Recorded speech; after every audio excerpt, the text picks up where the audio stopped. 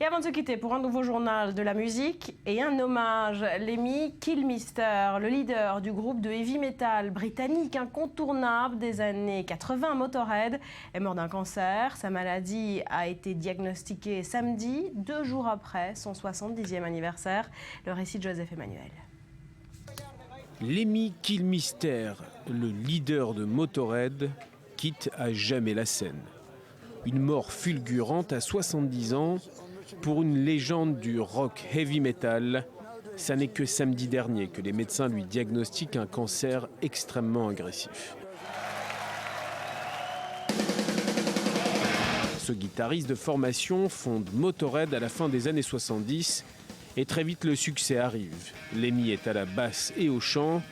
Il est accompagné de Fast à la guitare et de Phil Taylor, surnommé l'Animal, à la batterie. Au fil des années, le casting varie, mais le fondateur de Motorhead reste la star incontestée. Il devient une icône du rock'n'roll. Longue silhouette noire, cheveux aux épaules, favori relié à la moustache façon général russe du 19e siècle, Lemmy ne cache jamais son goût pour l'alcool, à peu près toutes les drogues, le jeu et bien entendu les femmes.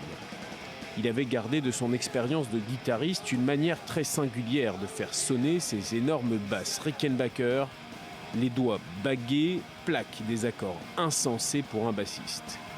Les standards du groupe sont gravés dans 3 albums, tous des années 80, Ace of Spades, Bomber et Overkill. Parmi ses fans, de nombreux musiciens, dont le groupe Metallica, il était l'un des rares à avoir gardé une vie de rocker selon les canons originels, cuite, groupie, tournée en quart, un mode de vie à l'opposé des stars qui adoptent un style de vie nettement plus bourgeois. Sa vie de rocker commençait malheureusement à porter ses fruits, les pépins de santé s'accumulaient, un concert à Paris venait d'être annulé.